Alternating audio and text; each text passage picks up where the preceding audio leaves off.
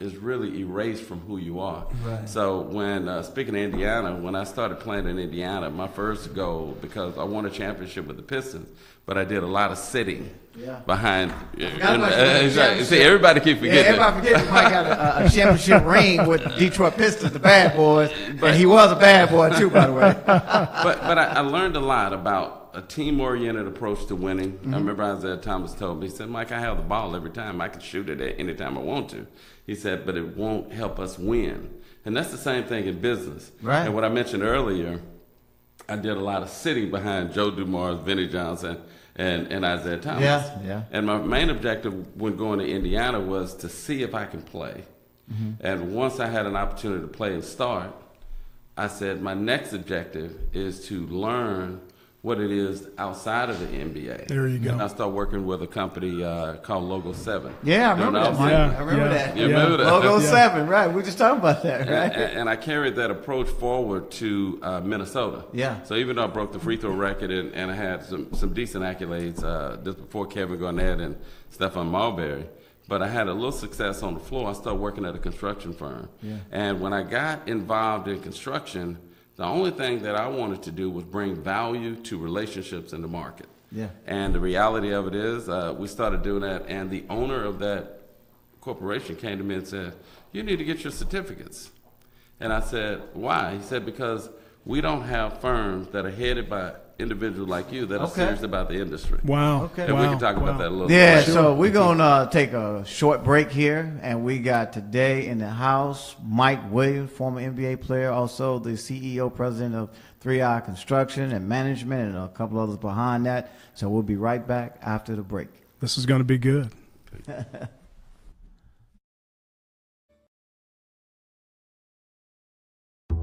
Staying hydrated is key to living a healthy life. So why not make sure the water you drink is the healthiest water possible? Earth Water is dedicated to producing healthy, refreshing water that packs up to 70 trace minerals in each bottle. Their mineral complexes are 100% natural, and their water is sourced from pure, fresh Texas springs. Their premium alkaline water helps you reach maximum hydration so you can live your healthiest life possible. Earth Water is more than just water. It's a lifestyle. Around the world, athletes, competitors, and adventurers have chosen Earth Water as their water of choice, taking it with them from ringside to courtside to mountainside. Their proprietary blend of fulvic and humic complexes bind to over 70 trace minerals and deliver them into the body for better absorption and maximum benefit. At Earth Water, they believe everyone should live their healthiest life, and they're dedicated to producing products that make that possible. Shop Earth Water now, exclusively on Amazon, and visit earthwater.com to learn more.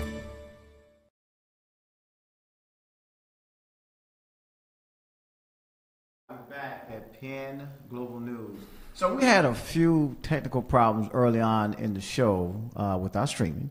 So we're going to go back and reintroduce ourselves. So today... Well, hold on. So okay. Is this one of the outtakes? Yeah. Remember we talked last week about how, you sit through a really good movie. Yep, we and did. All the credits finish running. Absolutely. And then you get all the outtakes that didn't make the cut. Yep. Is this one of those? This is one of those. Man, you know what? You know what's funny about this is this is building an archive Yep. of outtakes. Yeah, we got some outtakes. Okay. We got some archives, Mike. Okay. No problem. So we're going to start this over. Welcome this morning to all the viewers and all the listeners to Penn Global News. I'm here in the house today with my partner, Jesse McRae. Good morning. Y'all know Jesse always going to have something special for you anyway. But we're always glad to have Jesse back in the house. Thank you, sir. But, man, more importantly, we got my boy again. We got Mike Williams, former NBA player, 3i Contracting in the house today. And we're going to talk a whole lot about where Mike has come from. Mike is also from Dallas, Texas. Yes, I'm from Dallas, Texas, and that's the heart. I played in Detroit and Indiana. I even got traded for Chauncey Billups and went to Toronto. Oh, that's right. Wow. You did get traded for Chauncey, right? But I've always said that I want to come back home and start a business so I can set an example. Sure. So I'm excited about being back in Texas, and I'm excited about being on the show with you. Awesome. Good Glad to have you. Yeah, and Mike and I had the pleasure of going to the Mavs opener last night and watching the Mavs get beat by Atlanta Hawks last night. A few of our friends over there on the sideline, Darvin Ham. Yes, we give him big shouts out for coaching. That's right, and Melvin Hunt. Melvin Hunt and I played at Baylor. Melvin and I played at Baylor together. That's right, right. Mike got some records we're going to talk about later on the show, Jess. I don't think you really know that Mike Williams still has a record that has not been broken in the NBA. So you're saying that this is a data point that's going to go down in the annals of sports lore? Right. This guy right here to my right. This dude right here, Mike Williams. And I tell a lot of people in business that record has nothing to do with athleticism. No, it does not. If you know what I mean. I do. You know what I mean. I taught you how to do that, Mike. It's really about consistency, having a focus. Even though I scored a lot of points in high school and made All-American at Baylor, but I really wasn't a good shooter. And I remember, Mike. But I could score. But going to a great team like the Pistons and have an opportunity to play around great players. But it really starts in management. Yeah. And even though I got drafted by the Pistons and we were on a championship team, they actually gave a special shooter to me. Yeah. And I literally had to start from the dotted line and had to have my elbow like this and shoot the ball with one hand. Right. And from shooting 66% from the floor, from the free throw line, to making 97 free throws in a row, that is a process. Yeah, absolutely. It's not a quick fix. It's a process. And quite frankly, I just got lucky on a few misses that actually went in. That's the only reason I broke the record. And that's why they say in sports sometimes it's better to be lucky than good. That's right. Better be lucky than good. Yeah, you know, it's funny Mike mentioned process because that's part of everything in business. It's a process. Mm-hmm. I mean, we talk about this all the time, and this show was really created to help educate, the viewers and listeners who have business, who are trying to get to the next level, and all the things that we've actually tried to put into the show. I mean, starting from the process of your business, just going back to the basics, talking about, you getting your business plan or your PPM, because, we talk about investment. Jess and I had this conversation this morning. Some investors really want a PPM. They don't want your business plan. Yeah. So just going back and just understanding that dynamic and making sure that the viewers and the listeners understand that we're creating this show to help you get educated, to understand how to take your business to the next level. And Mike, I had to give you a lot of credit, man. Absolutely. A lot of credit, because, man, back in the day, we was playing ball. What would I run to, Mike? The left corner, only the left side, but I'm going to tell you something. He would knock it down every time. But see, I was a study of the game. So I sit and watched Rodney for a while. You know what I did? I just waited for him on the left corner. Mike, we mean the left corner. No, you can finish shoot somewhere else. But no, I mean, I give Mike so much credit because Mike was one of the ones who kind of grabbed me, even though he's still my young fella, right? Because I'm the oldest one. But he said, Rodney, you need to become a minority business. And I'm like, Mike, what is that? He said, man, let me tell you something, bro. I'm going to school you on this game right here. But Mike, it's a privilege and an honor to have you today here with me and Jesse, to talk about how we help minority businesses gain access to capital and get to the next level. And very important. You've taught me so much on the finance side, too, so I give you a lot of credit. I mean, you've been my mentor, too. Still my little brother, but you've been my mentor in a lot of different ways that you probably couldn't even imagine. And you've seen me grow this thing over the last, 13, 14, 15 years. Mm-hmm. So, but Mike, it's an honor to have you here in the house with us today at PN Global News, man. Well, thank you. Really, success starts, in my opinion, starts with a vision. If you can't see it, you can't achieve it. Right. And when you start talking about small business, I remember when I started my organization, today is the 19th. Wow. 17 years ago, October 1st, 17 years ago. Wow. Congratulations. We got a congratulations. That's a wonderful milestone. That's right. You're to be commended. And I'm very proud to be the owner of the first African-American owned company to build a new school in Dallas Independent School District's history. We partnered on the Cowboy Stadium. And with the next change order, DFW Airport, we're part of the Manhattan and Burns team that is renovating Terminal Z and B. And this next change ought to be a milestone for me. Even though everybody looked at the Dallas Cowboys Stadium, the actual construction was only about $800 million. Right. And we were only about $800 million, though, folks. Only about $800 million. But people don't understand the numbers, though, Mike. We're going to talk about numbers today, too. but this particular project but the next change order will surpass $1 billion. So, there you go. To be a part of a project like that in the management goes a long way for our organization. Yeah. And we're going to get into a lot of conversations about, Mike's flight to all the things he's accomplished. Sure. We're going to talk about the do's and the don'ts. We're going to talk about the problems, the things that all minority businesses pretty much, come across, the struggles, the hurdles. But at the end of the day, it's on us. That's right. It's on us to get educated. It's a process to everything, and you got to take that attitude and take the learnings and implement that into your own business and try to help scale your business. Everything is out there on Google anyway.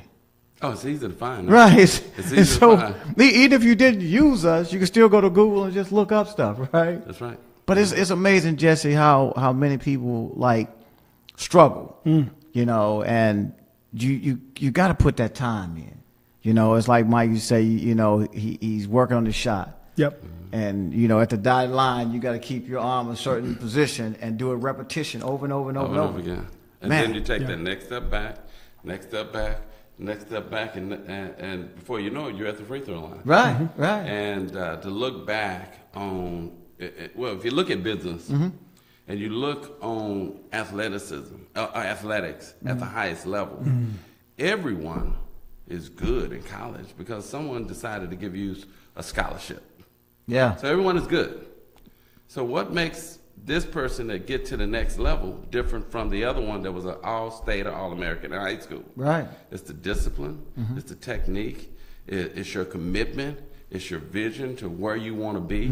And then you got to be a little lucky because I had a foot, as you know, I had nerve damage in my foot. Yep. You know what? That happened once I was established in the league.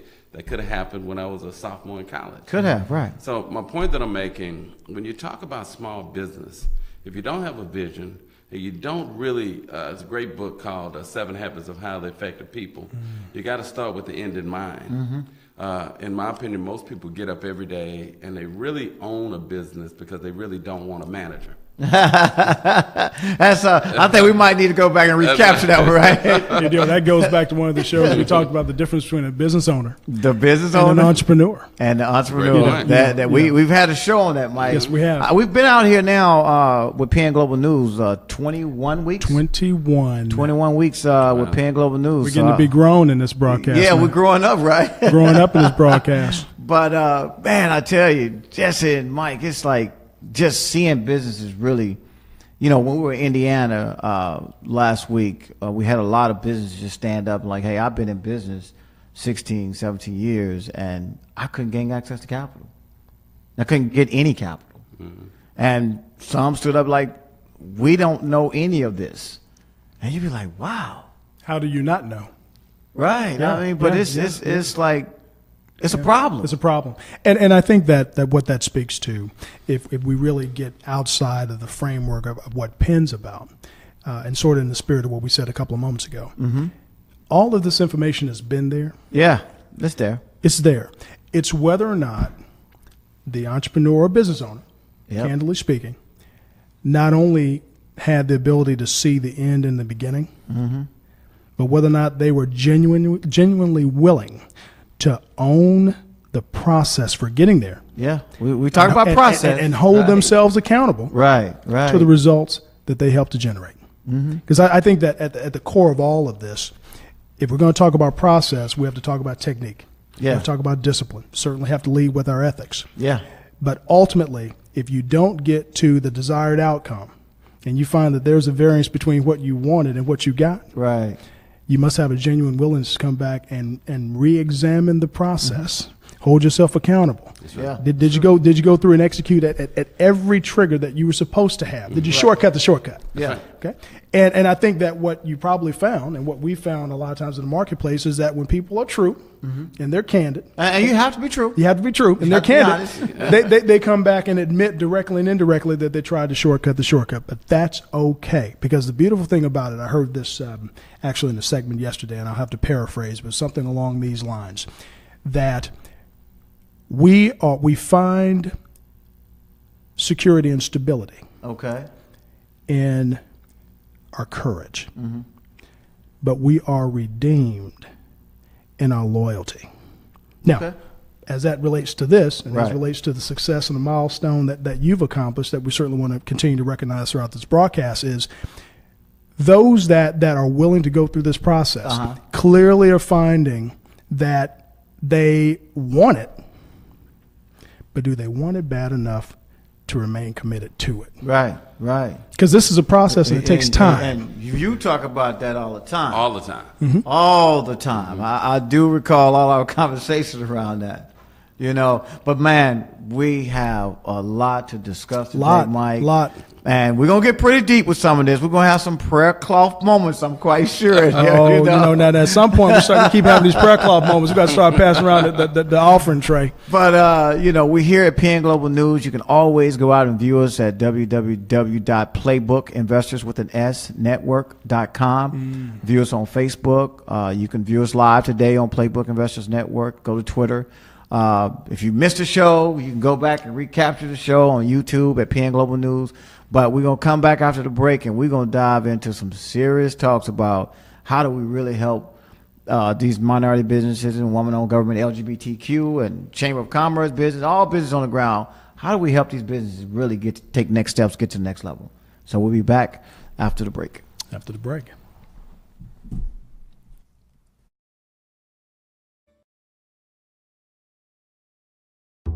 Staying hydrated is key to living a healthy life. So why not make sure the water you drink is the healthiest water possible? Earth Water is dedicated to producing healthy, refreshing water that packs up to 70 trace minerals in each bottle. Their mineral complexes are 100% natural, and their water is sourced from pure, fresh Texas springs. Their premium alkaline water helps you reach maximum hydration, so you can live your healthiest life possible. Earth Water is more than just water. It's a lifestyle. Around the world, athletes, competitors, and adventurers have chosen Earth Water as their water of choice, taking it with them from ringside to courtside to mountainside. Their proprietary blend of fulvic and humic complexes bind to over 70 trace minerals and deliver them into the body for better absorption and maximum benefit. At Earth Water, they believe everyone should live their healthiest life, and they're dedicated to producing products that make that possible. Shop Earth Water now, exclusively on Amazon, and visit earthwater.com to learn more.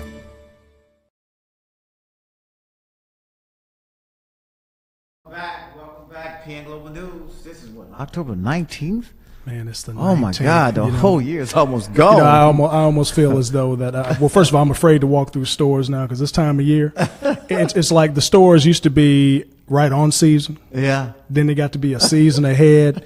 I'm afraid to walk through now. I feel like that if I walk through, Target or whatever retailer, and I see Halloween up now. Yeah. Christmas will be up next Saturday, and then already they'll be setting up for the summer. So just believe that October 19th now. Yeah. It'll be January next week. I know. Don't say Time that, flies. Jason. Time flies. I got a gift, and I started changing all the dates every day in the office, so I would keep up with what date it was. And it was a gift. It's little blocks with the numbers on it. So every day when it's, October 19th. Oh, yeah. I have to change the block the next day for the 20th. So I know tomorrow's the 20th because, this just passed. So I said, I figure if I see it enough, I'll slow it down a little bit, right? For a number of reasons, too. For a number of reasons. We're getting older, man. Mortality is real. I'm kind of being like Benjamin. I'm butting myself. I'm going backwards. You'll go backwards. I'm going backwards. But, Mike, man, again, it's still a pleasure and honor just to have you here. I've talked to Mike so many times, so many nights, so many days about business. We've had conversation after conversation after conversations about business, though, but just knowing all the things you've done, all the things you've accomplished, and where you are today. Man, how did you get here? Well, I mentioned earlier, while I was playing, I wasn't African-American or black. I was a starting point guard. Hold up. He wasn't African-American or black. Which one are you, bro? No. There's a box for you. There's a box for you. I think that's my dude over here. There's a box for you, Mike. What I mean by that is in the eye of the beholder. When you get into business, and I was telling Antonio Davis the other day, how many years? AD. How many years is this for you out of the league? He gave me that number. I said, the longer you're out of the league, the more you become black. Or, wait a minute, hold up. to put it lightly, minority. We're going to put a phrase on that one. Yeah. So this is Antonio Davis, our business partner. Our business partner. Who will be back next week on the show. But AD said what? That's right. Because I think that is the misconception when athletes leave their respective sport. Yeah, okay. There are only a few Emmitt Smiths, Charles Barkleys, and Michael Jordans. And even some Hall of Famers are forgotten. Yeah. So I told the athletes, why you're playing Still the Knowledge, number one. And what I mean by stealing the knowledge is learn a service or a tool that people, because they still remember the play, or they remember you shooting a jump shot or kicking that field goal. Yeah. But now they want to do business with you. Yeah. And now it's about value added. What are you bringing to the table? I love being around you. Yeah. What you got? Yeah, what do you have? And I know that that is really one of the main problems, because I have peers in the industry that don't look like us. Yeah. And the first thing they would tell me about some athlete, the ex-athlete came to him and they'll say, well, he don't even really know his business. So I really like the guy and I want to talk sports and I really want to do some business with him. But when I ask him about his business, the first thing he does is bring 15 other people behind him. Well, let them tell you about my business, right? Yeah. That's a problem, That's right. Mike. That's Yeah. a major But problem. this is part of the reason we do what we do today, because we have to change that game. That's right. And you asked a few minutes ago, how did I start? I started while I was playing, so I knew that I could steal the knowledge. But what I wanted to do was sit next to the CEO. And I remember a gentleman when I was working with Logo 7, and we had a lot of talks. Right. And I said, you don't have any minorities that's working in your company. So he took me around to the manufacturing facility, and he showed me about 65 of them. I said, no, in management. Right. And you know what he right. said? No, you're my guy. Okay. He said, you're my guy. I said, no, I'm not your guy. I said, I really appreciate you mentoring me. But if I'm going to start a business, I'm going to start it in my own hometown so I can set examples for others. There you go. And I think it's beginning ready to become a prayer cloth moment here, Yes, Mike. sir. Yes, sir. Yes, sir. Where's the organ? Where's the segue? Because think about this. Can we imagine what our thoughts were at 10 and 11 years old to have a black president? No. That's deep. That's deep. Yeah. But guess Absolutely. what? The 9 and 10-year-old today, they've seen a black president. Yeah. And that begs the question, how important is exposure? Because That's right. you got exposure by sitting next to the CEO. Yes, sir. But you got exposure. You got exposure in totality in terms of the vision that he had, because it was evident he had certain workers in certain aspects of the business, and certain workers at a higher level. And at a particular point in time, he made the conscious decision to expose you. That's right. And presented you That's with right. an opportunity that you respectfully declined. But to your question, how important is exposure? Because now you have that 9 or 10-year-old that visually sees what is possible. And now he or she can compare and contrast that to what they heard was possible. Now it's no longer a concept. Right. It is a commitment. And it sounds like that's one of the things that you Speaking made. of a concept, Go ahead. Let's go with it. we talk about the start and getting to the next level. Sure. And I was invested in one of the large banks in the private client division. Private client and group. I had several dollars with them. But when I wanted to get a loan, a business loan for my business, they would only give me $10,000. Come on with it, Mike. Come on with it, Mike. Come You want me on to with come with it. it? Come on with it, Yeah, Mike. okay. I mean, this is what it's about. You know, we educate, and we have some true testimonials because we want the viewers to understand it is a challenge, and that's why we built Playbook Investors Network, because there's challenges. And you know, I tell you, I give you a lot of credit you don't even know, because you the one helped me build something like that, because that was a lot of challenges that you just kept seeing. Well, Rodney, it was two things that you were doing. You had access to the athletes. Yeah. And you had access to the corporations. and you and I were friends. Yeah. Still are. But I was, very did you good, see very anything close change friends. today? Very close. I keep asking myself, are we friends? Are we still friends? Let me contemplate. Let me flip a Wait, coin. look, we only went to the game. Look, we only went to the game last night and just sat there and talked through the whole game like, man, these guys not playing no more, right? But it was two things that you had access. And you understood business, but you were out there trying to figure it out. How do we piece the athletes with the corporation? Yeah.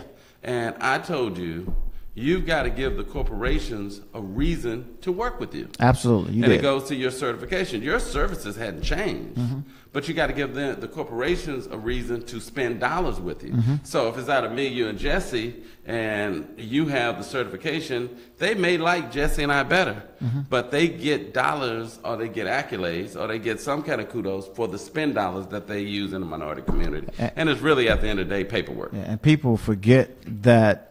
I won't say game, but people forget that sometimes. That's right. All these major corporations, and we say this on our show, we've said it for the last 21 weeks, there's a what they call a diversity inclusion play. And they want you to be certified, not saying you have to be, but I'm saying if you are certified, It doesn't hurt. it does not hurt you at all. Get certified by your local councils so that the corporation can count spend with you. That's right. So that they can report that they're doing and giving back to the community. Yeah. I mean, it comes back to your community or your corporate social responsibility. It's almost like playing basketball. Yeah. You can get on the court, but you need your tennis shoes. Yeah. You can still play, but put on your tennis shoes. Don't be barefoot. Mike said you got to put your tennis shoes Don't on. be- don't be You barefoot. can still get out there, but you need to put on some sneakers. No, Yeah. man, you're Great right. point. You're Great right. point. But all the things that you were alluding to back in the day that I did not understand, and I was blessed to get with Toyota so early on, and they opened up the doors to show me how it all worked, from a manufacturing standpoint, because even myself, even though you got in the game early, you said with the CEO, I still didn't see that. I just heard it through you. And then you're like, man, no, I'm coming back and do my own thing. And I think that's when you guys met back in That's the day. right. In the That's 90s. right. Yeah, In the that's 90s. right. Yeah, I remember. mid-90s. Yeah. we I might was have- there. We might expound on that a little bit today. on the I was show there, man. because I was there. Mike had some conversation with you guys because Jesse, you was at a big firm, and Mike was getting ready to do his own thing. Gonna do his thing. And at the time, I'd actually joined a smaller boutique, Walton Johnson Yeah. Company. And even though their footprint was largely investment banking and had a bent toward the public space, there was always a willingness and a commitment by the principals to delve into that private investment banking. And I think that John and Chip were very, very interested in leveraging their Rolodex Right. behind folks that could add value, that not just had cachet, but they actually had something tangible that people could invest in and have a reasonable expectation based on the risk to get a return out of. Now, what was not talked about a lot then that we seem to highlight now, and for good reason, are the far-reaching implications of what that investment means. I think I saw a commercial here recently said, "What's the value of capital?" Yeah. And the end point was the value of capital is as high as it is the value that it creates. Yeah. And so back then it was like, what can we leverage? How can we leverage our relationships and put money into viable business ideas backed by a strong name? The brand will take care of itself if the execution is consistent. Absolutely. Okay. Absolutely. And then the rest is history. Yeah. I know Mike was getting ready to expound on some of what just said about the value. But Jesse and I, we both were young and early 30s, late 20s. Late 20s, early 30s. And to have two people like John, Walton, and Chip to be there and we could listen and learn. And because my background in college is finance, they saw value with both of us. Yeah. And the thing that I wanted to do, and I'll never forget the story that John Walton told me. I said, well, I really want to start this. I got in automotive manufacturing because what I wanted to do was leverage me being on the championship team, go up there with my championship ring. Yeah. And we're going to do some things in Detroit. So Yeah. my vision was to go back to Detroit. We talk about access. Yeah. Access. Yeah. But to get into some people that I knew were big fans, but also be able to deliver a service. So I partnered with a company, not partnered in company, but actually became a partner, invested in a company in Detroit, and we started selling automotive manufacturing products to the big three. Right. That was the company that you had gotten with out of Mexico? No, that was another. That's good, because I've been through all of Mike's deals. Actually, our labor was in Mexico. Right. That was a long time ago. I've been with Mike. I've been with Mike his whole career. We traveled together. It sounds like we can almost refer to Mike as being, in our own community, a manufacturing mogul. Yes, absolutely. Okay, absolutely. Because if it's out there, he's made it. And that just really defined Rodney and I relationship. We're true friends because, to your point, I read in a magazine said that a true friend is someone that has information on you that can hurt you. That's what a true friend is. Well, then I don't have anything to be hurt. And I don't own that company anymore with the labor in Mexico. I don't own that anymore. Tell Trump that, please. Careful. I know. Hey man, I've definitely said a lot of things myself for these last 21 weeks, so I probably got in a little trouble myself. But the good thing is, we're here at PN Global News, with Mike Williams, my partner Jesse McRae, and also all of our other partners who's back at the office today. D. Will, Damon Williams, Doc Patton. AD is in Atlanta today, traveling back this way. We're getting ready to head to Detroit on next week. NMSDC is in Detroit next week, Mike. Good. So, if you want to tag along with us, man, you're more than welcome to get on that plane with us Sunday. Heading up to Detroit. But we'll be back in a moment. Visit us at www.playbookinvestors.com. I'm Rodney Woods at PN Global News. We'll be right back. In a minute.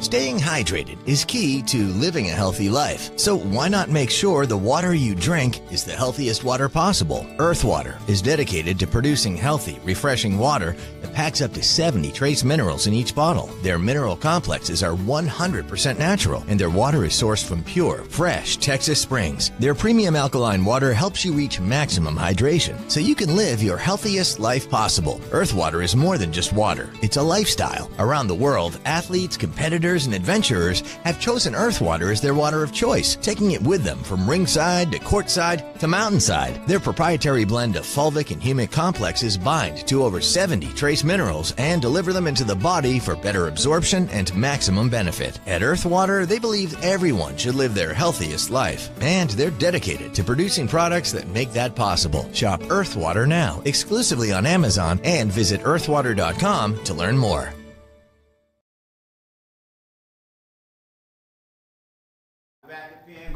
I'm glad we got Earth Water brought to us today. Thank you, Ms. Heights. Thank you, LaRonda, for bringing the water. It's all about hydration. Yeah, all about our hydration. We needed this Earth Water to hydrate us, though. You like it, Mike? Very good. Yeah. So our partnership with Earth Water, we're getting ready to take that thing to another level. And T-Mac, Tracy McGrady, is actually signed on to be one of the biggest brand ambassadors along with PN Global News. So our team is a part of Earth Water. So, but we want to manufacture. We want to manufacture Earth Water bottles and tops and all that stuff. So we're big on what you told us a long time ago. We should own some things in our own backyard, Mike. Yes, we should. That's the key. I know Mike has been building things for a long time and actually being a part of building the Dallas Cowboy Stadium, the whole nine. But, man, how do we educate our athlete entertainers who have liquidity to understand how we can own businesses in our own communities? Again, when I start talking, I'm really talking from my perspective. Absolutely. So it's an opinion. We don't point fingers up here. We don't point fingers and stuff. It's an opinion, and it's only my experience. Absolutely. I think the first thing that a person needs to know is how much he or she costs. And what I mean by that, what do you need to feed your family and yourself? Okay. And once you understand that, then it's easier to become an entrepreneur. I didn't say easy. I said it's easier. Okay. Where you see a lot of athletes or ex-athletes, they put $1 million into something. They put $2 million. Mm-hmm. You hear about the athletes owning 6 or 7 homes. Yeah. But the reality of it is they never sat back and said, how much do I really cost? Is it $20,000 a month? Is it $100,000 a month? Is it $200,000 a month? You have to put that money aside. Right. And then you can be more creative and even take a little, entrepreneurship is really risk. Yeah. And, there's a risk associated with every deal. But you can't take a risk not knowing how much you cost. Okay. So, and that's valid. And that's what happens in business. That's valid. That's very valid. To have one understand what the cost is. And you always on me about all that. knowing those numbers, knowing those numbers. Because if we want to be sophisticated, we'll talk about. It's data. Yeah. It's metrics. But we keep it where everybody can understand. Very basic. We want Very to basic. Because we can get a little ahead of the curve. I'm sitting here with two intelligent brothers, so we want to keep it where everybody understands what that process is, what that makeup is. I like to go. I want to piggyback off of what Jesse just said. I was running around. I had my business open. I was at Texas A&M. I was in Houston. Doing work, chasing work here in Dallas. I even went to Detroit. I'm all over the place. So a gentleman who was over risk management for Austin Industry, we were having breakfast one day. He said, Mike, how much do you cost? I said, what do you mean? How much does your business cost for you to keep your doors open? I said, about $4 million a year. He said, well, it's $4 billion worth of work right here in Dallas. Why are you all over the state looking for work when it's right here? And that registered with me, and it stays true to us right now as an organization. We have a second office in Houston, and I keep asking my divisional manager, do you know how much you cost? Because if not, I'm going to have to change you out and get somebody else that understands. But that's what business is about. You got to start somewhere, understand how much you cost, have a vision where you want to go, but you also got to be prepared knowing that as you develop more people, more markets, you better know how much it costs. And it's keeping an eye on some of those basic quantitative metrics that we all look at. Revenue is easy. That's right. That's just what comes in. That's right. And what you're speaking to is really two little entries on the income statement. Cost of goods sold and SG&A. Hello. Okay. Hello. And all of those drive. I told you some prayer moments and all of those drive to what you and I have always looked at. It's called EBITDA. That's right.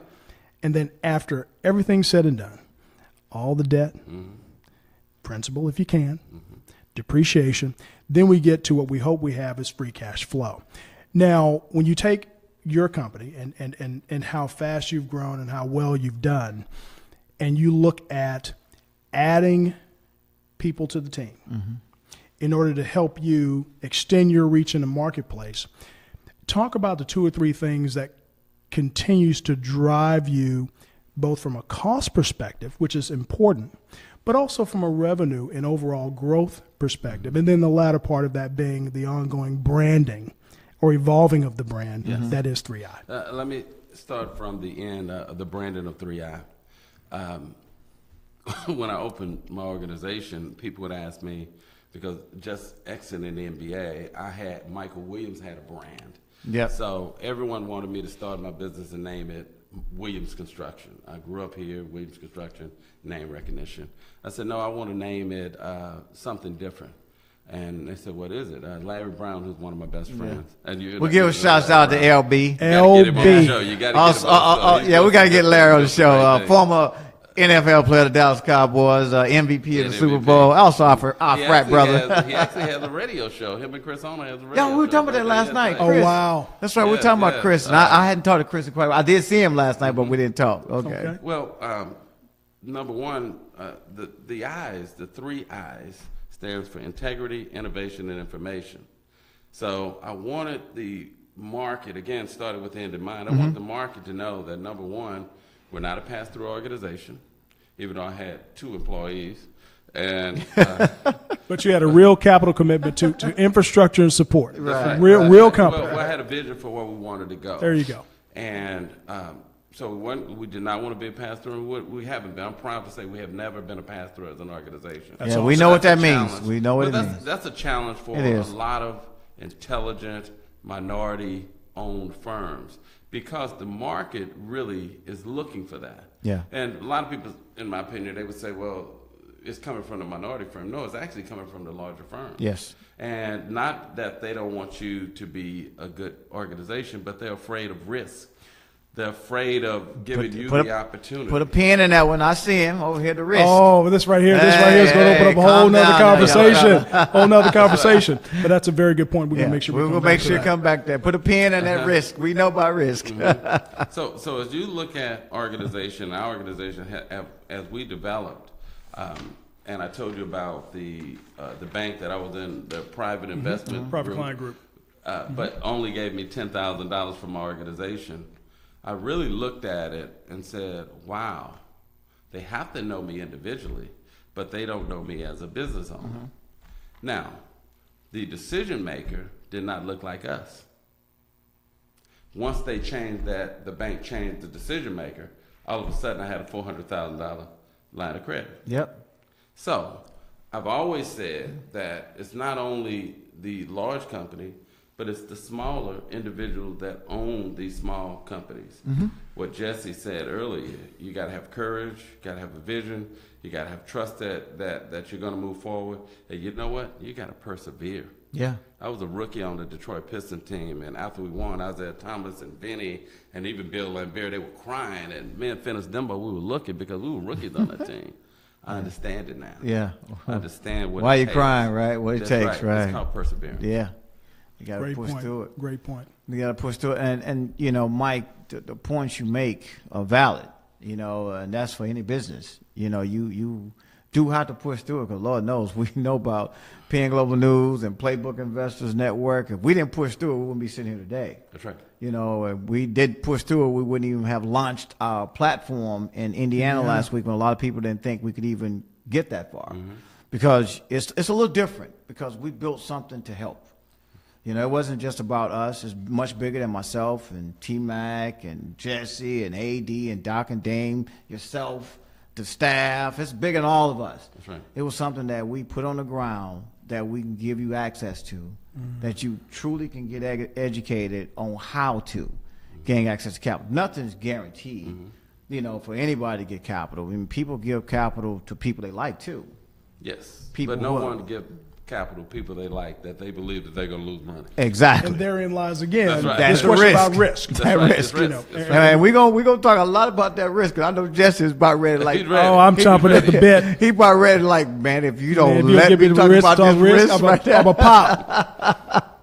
But no, we gonna talk about Jessica. We need to spend some time on talking about risk and what that really looks like, and what it looks like to the end user as well. You know, who you're saying, man, why don't? And Mike and I, and I know I'll say some things, but Mike, I'm very transparent. So we've been through that. And we'll still go through it. Yeah, we've been through some stuff like that where they don't want to take the risk, and it's a $200 million contract, you know, and we're trying to, it's going to change our life, right, Mike? And they didn't want to take that risk. But I mean, that's okay. We're going to dive off we into gotta all of dive that. into But it. man, it's like, you know, just being here every day, waking up every day, talking to the team, talking to the staff, to understand that, you know, all these companies still have to do, you know, process type things, business plan, succession planning. You know, something happens, and we've lost many who didn't have proper succession plans set up. You know, key man insurance to make sure that, Mike, you're a key person in your company. If something happens to you, somebody in this company can run this business. That's right. You know, all these things are important. You know, your audit financials, and Lord knows you taught me about finance because, you know, Mike used to go to the whiteboard. That's where I got this whiteboard thing from, just to let the world know. The whiteboard thing came from this It was brother born right there. here. Right? Everything we do, he's like, man, Rodney, hold on, let me get Let's on go the to the whiteboard. board. Let's go to the whiteboard. You Right? understand this That number, draw guy. a picture, This I'll let guy. you know. All right. Yeah, you see how this goes? I want LaRonda and Shakita and everybody in our office to understand that whiteboard, that was birthed right here. And I just couldn't go anywhere without getting a whiteboard. As a matter of fact, when I left my office and I had to come back to you To get my whiteboard. to get your whiteboard. Get your whiteboard. No, I got the whiteboard that your guy customized. That's right. And then when they moved the whiteboard, They cracked it. they cracked it. Mike, I was hurt. Oh my goodness! They cracked my whiteboard, and I wanted to kill LaRonda because That's right. she let it happen. Yeah, well, I tell you what, LaRonda's a tough cookie to kill. Because, you know, what did they say in the Eddie Murphy movie? You might walk over, but you're going to limp back. But, man, I tell you, this is the whiteboard king over here, man. That's so awesome. I'm an amateur to Mike. Okay. You know, the whiteboard. So that's where it came from. Hey, no Jesse. problem. I'm showing deference. That's yeah, okay. but That's all right. everywhere I go, man, I'm looking for the whiteboard. Got to have a whiteboard because I think that the reason why movies are so popular and will always be popular because people are visual. Yeah, visual. And if you paint the picture, most people can understand it. You know, Jesse was talking about EBITDA and bottom line. EBITDA, we got to break that down G&A. too. We got to break the G&A, You the see, EBITDA, all that. Yeah, but if you had someone that's kind of green to really the financial language, you could just tell them, well, this is your overhead, this is your cost of goods, this is what you're going to make on your goods and services. Now the rest got to come in. Now listen, you only made $200,000. Yep. Your G&A is $210,000, so you're losing $10,000 this year. So either we're going to cut somebody. Yeah. Either we're going right. here we go. We're going to figure out, this is the politically correct way to say it. We're going to reprice your disciplines. Okay. In terms of how they're like being it. utilized in Yeah. this organization. Yeah. That's coming from a man that understands corporate America. Yeah. And that's why it's I don't been, understand that. I say we got to let somebody go. But you know, man, that's why I've too been blessed to have people like Jesse who understands it. Yes. And sometimes it's a little painful for people to hear Jesse go through that. You know, because Jesse always looking out like, nah, we got to do A, B, C, and D. What's it going to cost me? And what's it going to cost us? Period. That's what Jesse always talking about. But that's, man, this is good. This is Yeah. real good. Good food. I told Mike Good last food. night he'll enjoy our show. Yeah. We try to make him a current member to come back because I keep telling Mike he got a gift too now. You got to do it. Mike got a gift. Got to get to, yeah. I You think- got it, Saying man. that I You have got a it. gift of gab? He I got don't it. know what that gift No. is. Oh, A gift of educating. Oh, okay. I feel better. But yeah, he got a gift of gab too, so let's don't get it twisted, right? But no, Mike, I said, Mike, you are good at helping people understand their business process. You know, especially from a financial standpoint of knowing what it takes to get to business. I've not just construction, but I've always told Mike, you could be the king of educating all construction companies across the country. And I keep challenging them all the time. I said, Mike, you need to do this. You know, you might have another call in now. You might need to be that educator to help these construction companies understand how to really get to the next level. Because Mike have showed me so much on the bonding That works. and how it works. And people said, no, you can't get this. You can't get this bonding. There's no way you're going to get this. I'm like, wow, it's amazing. I mean, when you start to talk about this stuff Yep. and you start to see this stuff and you start to digest it and go back and read it again, you're like, this is crazy. But you know what? I'm going to put a pin in that Pun intended. and come back after the break. So I'm Rodney Woods at PN Global News with my partner, Jesse McRae, and my best friend, my good friend, my mentor, Mike Williams. Thank you. We'll be back after the break. Stay tuned. This is going to be good.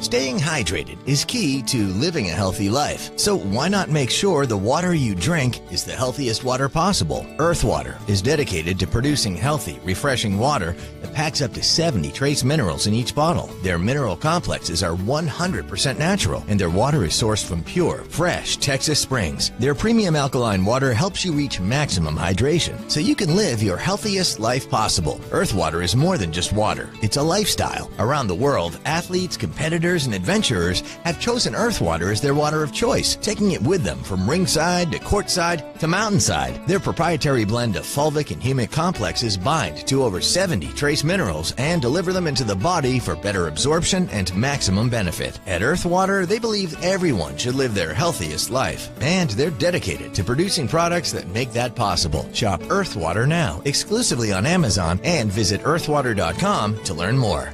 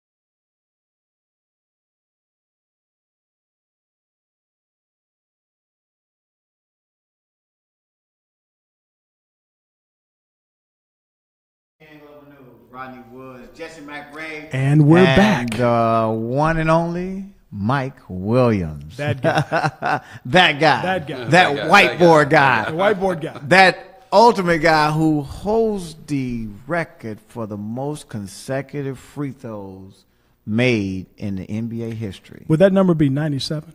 Wow. Yeah, I knew you would get it. I was going to challenge him to see if he knew. Of course I know it's 97. I know it. He just said it. He's a fast learner. I'm a fast learner. But you know what? I went to the gym and broke it. I hit 200 in a row. Yeah, that was in your backyard. Yeah, I was going to say, we'll see where that's documented. Mike did it in the game. He did it in the game. Absolutely did it in the game. But, oh, man, but you know, that's perfection. That it is. That's or as close to it as we can get. Yeah. I mean, but you know, I think if I remember correctly, it was only Reggie Miller, Steph Curry, and it was one other who got close to you. Actually, Detlef Schrempf. And Steve Nash. Steve was there too? I don't remember Calderon. Calderon actually, it was either Calderon or Ray Allen got up to 91 in a row. One of those. Okay, I couldn't remember who it was. I thought Calderon was going to get it. But listen, I truly believe this. Records are made to be broken. Yours haven't been broken. And, right. And how long it's been there? Oh, okay. I remember Calvin Murphy would call me because his record was 78. Yeah. And Mark Price in the same year got all the way up to 77 and missed 78. Wow. So I was in the That's front tough. end. That's tough to I was do. in the front. Well, you get 50 in a row. Yeah. It just, you get fouled, injured, somebody hurts your hand, and then you got to step to the line. You got technical, you got different rims and things like that you have to deal with. But I was on the front end of a two-shot foul. So for me, if I made the first one, I would tie the record. Mm-hmm. And I had to make the second one to break the record. So once I made the first one and tied the record, they stopped the game and the whole deal. Right. So Chuck Person is a really good friend of mine. Oh, man, we talk about Chuck, And, but we're praying for you, Chuck. We're praying for you, Chuck. We are praying for you, Chuck. But We're praying for you. Chuck is a smart guy. He and is. I know at the end of the day, he's going to be fine. Okay. But Chuck came and grabbed me and said, "You broke the record." I said, "Hold on. I got to make another free throw." And that record went into the next season. So my goal and vision wasn't to match the record. It was to break the record. Yeah. And then from that point on, it was basically icing on the cake, if you will. Mm-hmm. And my dad kept telling me, "You got to get to 100. You got to get to 100. Looked at him just doing something. I already broke the record. I got 84. Right. And, the older you get, the greedier you get for records. I wish I would have made 100. But it is what it is. Well, 97 still stands today. Mm-hmm. Mike has the record for 97 consecutive free throws made in NBA history. So it still stands. That's a good thing. And I will tell you, as a consumer of the sport, of sports in general, but basketball and football in particular, what we don't realize as consumers is how difficult that is to attain, mm-hmm. not just in terms of the process you go through in practice, mm-hmm. but the repetition and the impact you go through over the course of a game. Mm-hmm. That speaks to physical resilience. It speaks to longevity. Yeah. And a milestone like that, even when and if that record becomes broken, the beautiful thing about those records is you have to acknowledge those that set those milestones in your route to breaking them. Yeah. And I think that's why you'll always live in the annals of sports lore, because it took something to get there. Yeah. And you're duly recognized for having exceeded that. Well, I think added to the physical and durability of your body, I think when you get into free throws, it's more mental. It's like a golf swing. I would always shoot in the 18. I was a 16, 18 handicap. And Lord. Well, here we go to golf. Once I broke the free throw record, I went back, and so you have a trainer. You're going to pay him $50. Sure. And he said, "I'm going to get you hitting the ball tonight." I looked at him. I said, "I don't want to learn how to hit the ball. I want to learn how to swing a club." Mm. And that's the way business, in my opinion, should be. Yeah. Understand what your goods or service that you're providing. Really understand it inside and out. And to add to that, someone asked me probably 10 years ago, what's the difference in getting to another level, playing in the NBA, and owning a company? Mm-hmm. And I said candidly, the difference is Me and Spud Webb and Sam Mitchell, we used to see these young kids when we were in our 10th, 11th year. And I would say, well, that one right there, he won't be around a long time. Right. That one, even though the one to the left had better talent, but that work ethic, that is the difference. So someone asked me about business. They said, what's the difference in getting to that next level? Right. In sports and business, I said, most of the people that you hire really only want a check.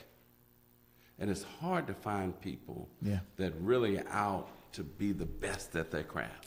Man. Go ahead, Rodney. No. You go ahead. I'm about to throw the handkerchief. The prayer cloth is coming. Yeah, it's coming. It's interesting that you make that point because we attended a breakfast not long ago in which CJ, the chairman and CEO of Earthwater, he made a point in his presentation, and it was quite profound. He said at the tail end of it, he said, a CEO must understand that when they are out to harvest talent, that they must make that distinction fairly quickly between those that are there to get a check and those that are there to do their part to help that enterprise make a difference. That's a great point. And that really resonated with me. So the fact that you would say that, it speaks to the fact that some of those that sage advice still holds true. Man, I want you to repeat what you just said again, though, because I truly want people to understand what that really means. I mean, yes, you got to feed your family, but you have to believe in that vision that CEO has. Have to. It's what they call the buy-in. It's what they call the buy-in. And to that point, so when you look at where the company is now, and you take a brief glimpse in the review to look at what it took to get it there, the process, the business, the branding, the talent, the execution, which is critical. But then you start to look out through the windshield.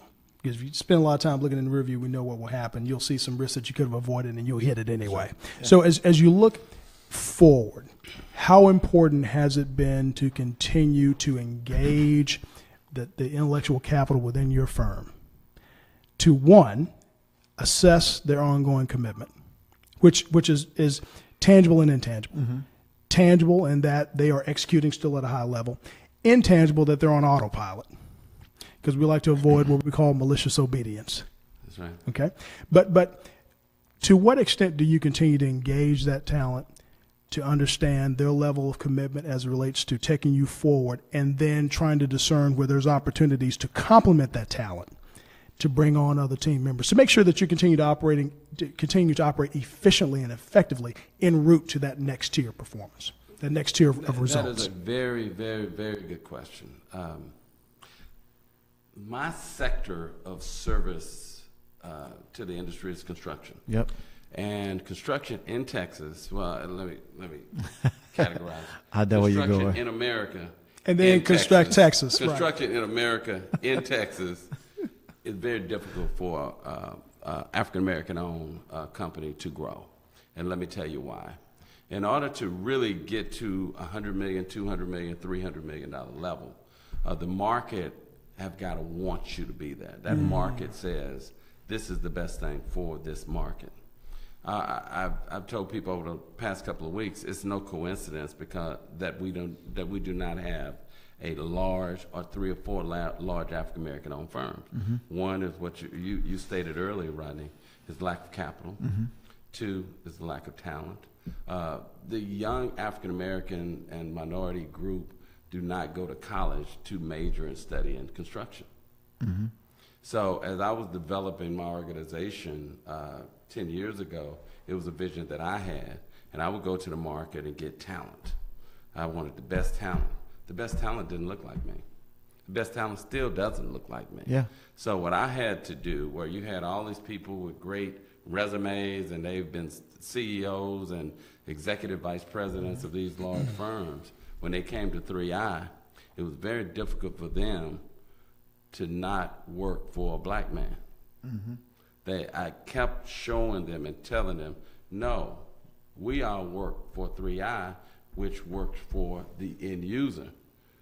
And they would say, and you might have to you might have to just recap that piece right there, Mike, because I think and I know that the viewing public and the listening audience need to understand what really you just said. that.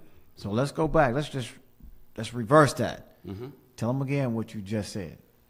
As you develop and you really go to the market and start assessing talent to help your company grow, number one, you really need to understand the marketplace that you're in. You see most of these large firms in construction, they're in Atlanta, they're in Washington, they're in New York, and even California. Yeah, true. More liberal states. There are states that are used to seeing, like I said earlier, a black president for these the younger generation. But our generation, that's 60, 55, 70-year-old developer, when I walk in, this is your company? Yes. And they're looking at me like this. And We've seen this too now. So, We've seen this. But I'm at a point in my business career Yeah.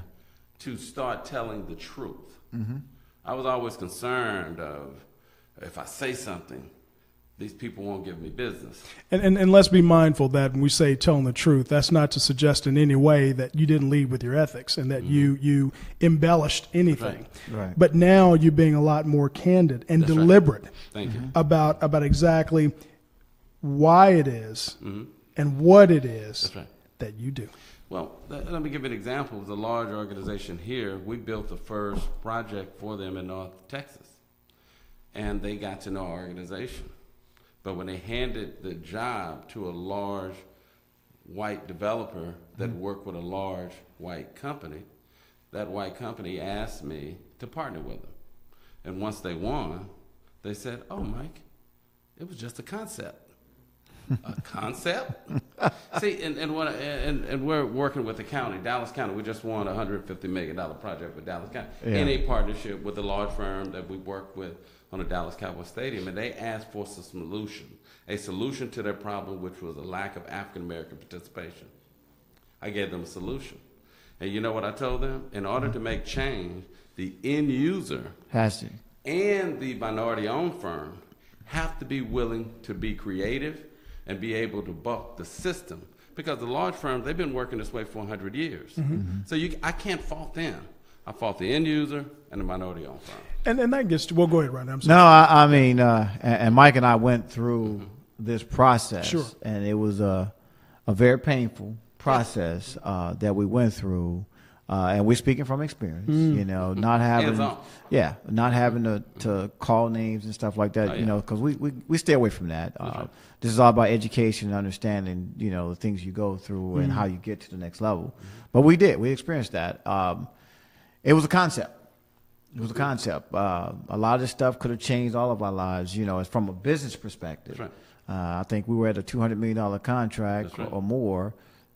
My personal self, we were sitting at $3 million, $6 million bucks, you know, out of the deal. So, but we learned a lot. But you know what you did, Rodney? Yeah. You kept moving. I did. I kept moving. You know what I did? I kept moving. And we're here today. We kept on moving. TV. Yeah. I'm going to clap for that with myself. We still That's here. right, we keep moving. That's right. We still here, man. Oh, my God, was that painful. Yeah. But there goes that process again. That's right. Oh, man, you know what? I'm still in pain. So, you know what? I'm about to come back out of the break on this one. Yeah. Because we want to talk through that concept and the perception of risk. You know, because we're going to talk about risk. Dude, I started sweating thinking about that. I'm telling you, it's going to be a good segment. Yeah, but no, coming back after the break, I'm Rodney Woods at PN Global News. Mike Williams, 3i, and Jesse McRae, my business partner and confidant. And man, I tell you, we're going to take a break because I'm like, oh, that was hurting. Let's bring back some memories. This time, we got to go get a drink. We got to go get a drink. We don't suggest y'all drink, but we're going to get one now. We'll be back after the break. Stay tuned.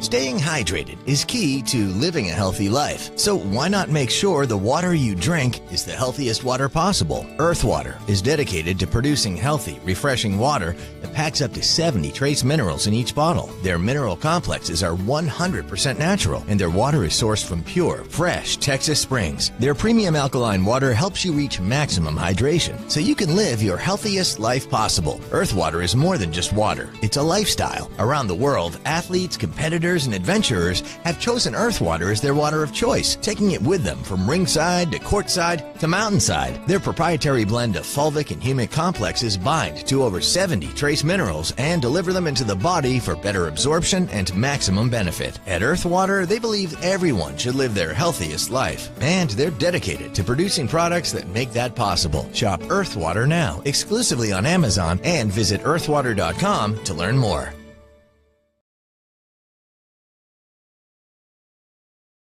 Back at PN Global News, I refreshed a little bit, man. It was a little painful in that last segment. I had to get some more earth water. I tried to find some other stuff to drink. But we're back at PN Global News. But what we're doing here today, you know, with my partner, Jesse McRae, and our guest today, Mike Williams, is telling the truth. Absolutely. We're telling the truth. We're trying to educate a whole viewing public and a whole listening audience the things that you're going through as well. You know, the things that you should have to get to the next level, because this is all about growth and scale and relationships and understanding and making sure that when we walk in to present our financial landscape to an investor or a bank, there's a chance now 99, 92% we're going to get some capital to get to the next level. But going back to where we left off before the break, we were talking about things that we've personally experienced. And I know you guys experienced things back in the day when Sure. Y'all were trying to do some things with DFW and stuff like that. So we've had our challenges. But I think more importantly that we're so sincere and so passionate about what we're doing today to really just give you the tools, the education, the knowledge, the verbiage, the understanding that this man has gone through this. This man's gone through this, you know, and you too may have been going through that too. And this man has Gone through. Yeah, this one right here. Yes, sir. This guy But has gone through. you know, it's not. It's good every day when you get up. You know, you wake up every day and you're able to still do the things you want to do. But to know that you're doing something that's really going to change the game, change how, you know, minority businesses view certain things, or how they may speak about certain things, or understand the EBITDA, you know, when you might not have understood all that stuff. So this is a game changer, and to have people like Mike, who has been in the game, who's been a mentor to myself, and had a relationship with Jesse way back in the day, and y'all come back together Full circle today.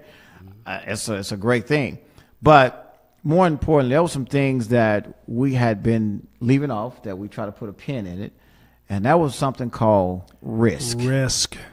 Something called risk. Everything that you do and everything that you get, there's a risk associated with it. You know, Mike, you told me, like, hey, man, what's my cost? What's my risk? What's my risk? Tell me my risk. And I think if you get any document talking about finance, the first thing they tell you is that, you know, when you put this money in this deal, there's a risk associated with this deal. That's right. That you may lose this money. So let's talk about risk. Sure. Please. Oh, you want to be okay? I'll tell you what. Let me. Hey, don't y'all fight over it, man. Don't fight over it. Let me throw you something. Let me throw you something. Don't fight. So when we consider what we're talking about here in terms of the institutional commitment, and in some ways a lack thereof, where the institution had to make a conscious decision to craft a framework of inclusion and then commit dollars to it so that it would have teeth. Okay. And then we have the minority player who has a viable business, a solid leadership team. They have the breadth and depth of expertise within their organization. They've demonstrated their ability to contain their costs. They have the capability to execute at a very high level and demonstrate that value add conceptually through their presentation. So you have a supplier that's ready. We have an institution that has put real dollars behind a commitment. And to your point earlier before the break, they have to come together to figure out how to change the game. Right. Now, Put a pin on that. they have to come together, and that's where I'm going with that. Okay. So to help the viewers today, give us a little perspective on your experience of how you engaged that institution. Because you had, as in the spirit of our show last week, we were looking inward at the entrepreneur, him or herself, and saying, what have we done to position ourselves to take advantage of the opportunity that we see in the marketplace. Right. And what we talked about before the break was the institution that had a commitment to create that opportunity Yes. that they see in the marketplace. So what did you do tangibly to position yourself? And then how did you engage that institution to where you both were seeing the same opportunity, not necessarily the same dollars, Yes. but the same opportunity to where now you both could present the same, I don't want to say argument, but the same engagement or encouragement to the middle player, the large player, to say, look, let them in. We want them in. How does this work? I think you have to start with understanding the institution. If you go into a basketball gym, not an arena, but a gym, Okay. in Oak Cliff, Oh, you're taking us back in now. Oak Cliff, well, even today, Right. today, and the three of us come in there. And Redbird. Redbird Gym. We're going to Redbird Gym. And the three of us walk in. Right. And 5-on-5, and we bring 2 white guys with us. Okay. And we're sitting over on the sideline and said, this is our team. Yeah. Are they going to pick us? Uh, The answer is no. no. That's what happens when that minority-owned firm, especially the African-American-owned firm, it's called what sector, when you walk in the door, the first thing that end user says, risk, because it was 10 more before you Yeah. came in. So, That messed up. well, Possibly. Well, it is messed up Yeah. holistically, but from an entrepreneurial perspective, you got to understand that corporation, that institution, that municipality that you're going to see, Right. And you have to have the commitment to spend some time and force them almost. Come see my office. Come see that we're real. Yeah. Come and touch and feel the projects. Matter of fact, I give bonuses to my staff if we receive a 90 from our evaluation from those corporations that we're doing work for. And let me tell you why. Because when that new corporation sees that XYZ corporation that offers the same service that they do are using you, but yet you have all these documents that says they did a good job, blah, blah, blah, give me a call over here, all of a sudden that risk level go down. Minimize Or the risk. perception of it anyway. It's everything's perception. Remember I told you, Yes. we walk in with 2 white guys at Yep. Redbird Gym, Yep. we may not get picked. So I don't get upset with them. Do I get frustrated? Yeah. But the older you get, time flies. Why do Yeah. I need to sit in my house and be frustrated with someone that's afraid to use me?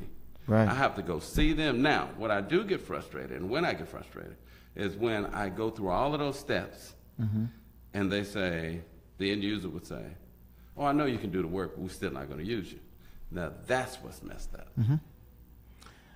And that has been said on several occasions. Several occasions. To a lot of us. Several. Yeah. That's right. But, and Mike, we persevere. We keep pushing through it. As we've all done, you just keep pushing through it. And now it's just, there's a platform to try to help you now push through it. And that's why we put, dollars into this thing. And, that's why Tracy McGrady and AD and Damon Doc and, yourself, Mike, Jesse, that's why we did what we do. That's our team. I mean, to build something that you can see and you can go in. If you're serious about your business, we're not going to force you to do anything. But if you're serious about it, you go in this thing and you understand, okay, how do I get to the next level? Because you got to push through. Well, again, it starts with the end in mind from the individual. Right. So Right. that individual needs to know in his or her mind what is that level that they would like to achieve. And some don't know. Well, there are a lot of smaller firms that are making $10 million a year that, from an end user and a ownership standpoint, that level, they make more money than I do. Yeah. Because they found their niche. They know that their profit margins are going to be 20, 30%. Well, I'm running on a 5% profit margin. They have less headache. Yeah. Same headache, but just with less people.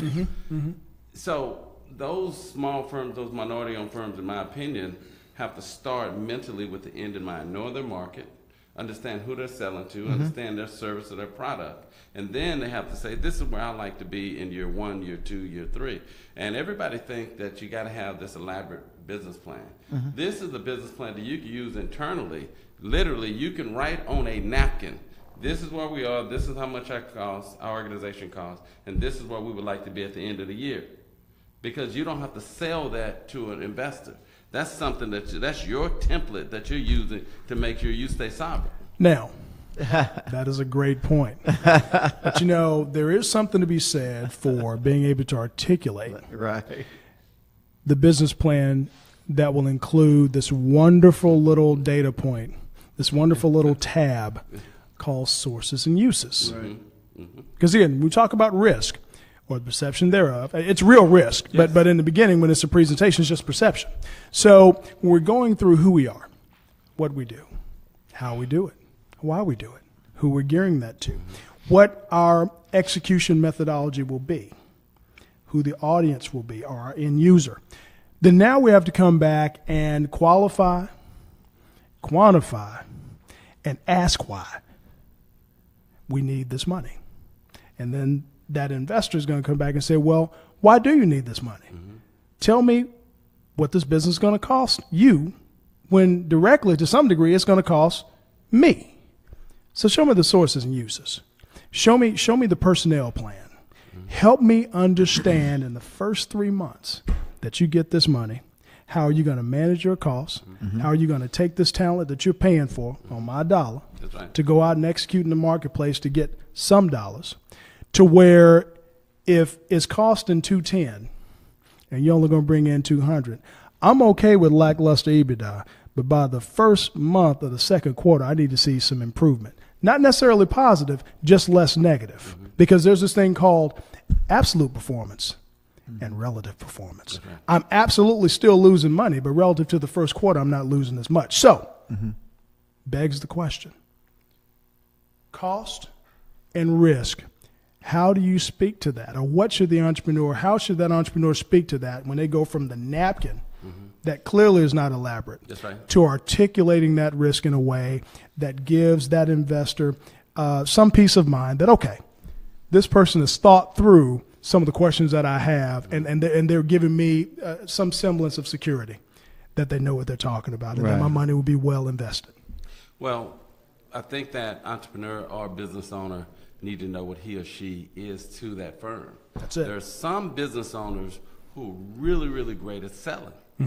So now they need to put themselves in position with that prospective investor to say, listen, this is this operations manager that I'm bringing on board with these dollars that's going to protect your risk. There's some entrepreneur or business owners that are really good operators. But just because you're good, I always tell people, hey, show me a good operator and I'll show you someone that can go get some business. I'll show you that operator's boss. So there's some business owners, small business owners that are really good operationally. But now those people got to understand what their market is, what their cost of goods or services are, what their profit margins, their gross profit margins are, and then understand what does it really cost for their G&A. To your point on you're making $200,000, but you cost $210. That investor is going to look at you. Okay, now you got $210 now, but who do you have in place? So now I need to let this investor know. Well, I'm a good operator, but this is the business development person that I'm bringing on board with the dollars that you bring. That's going to help me. Those are some of those little that small is, things. That is sage, my man. That is sage. I love it. And to just simplify it, as we always talk about sometimes, because the business owner, and we know that getting capital, that's two things. Oh, man. It's two things that capital is going to do for you. And Mike just got through alluding to that, expounding on it, that, hey, I got to go get that business development person. That's going to cost me X. If you know who you are. If you know who you are. But that's what capital. Human capital. Human capital. That's what capital is for. It's for human capital. For you to go out and deploy the people that you need to have in that business to make you scale and take that business to the next level so that there is not a negative. Number two is that capital is also, if you got a company that purchases equipment, you got to purchase equipment. Make something. But also when you purchase that equipment, you also got to hire that person to operate that equipment. And you also have to have a client that's going to give you enough business to pay for that equipment. To support it. But that's more importantly what the capital is for. Those specific things. And I'd say let's not play games. Capital is for human capital and equipment. And you got to understand that you need that salesperson to go out there eventually to help you procure more contracts so you can continue to scale and pay that return. That's right. That's what it's all about. It ain't like, okay, we got to do. No, That's the real simple way of understanding. You need capital to buy human capital people, the right people to help you scale this business. You either getting contracts because you got to purchase some more equipment for that company, and you also got to know, wait a minute, I got this money from this investor now. I got to go get more procurement contracts to pay that return. Because that coupon's coming due. That coupon payment's coming. So that's a part of your debt. Yeah, that's right. And so we speak that language, but we always try to break it down so that everybody understands, So you're like, man, how do you understand what oh, man, so you mean human capital is the people I got to staff up? Sure. Absolutely. And that speaks to something else, and we may have to take this into another segment, but when we talk about the debt side of the balance sheet, there's another piece called owner equity. So look, after the break, we're going to come back at PN Global News with Rodney Woods, Jesse McRae, Mike Williams, and we're going to talk about what, Jesse? Owner equity. Owner equity. That is the piece we'll talk about when we come back from the break. Stay tuned.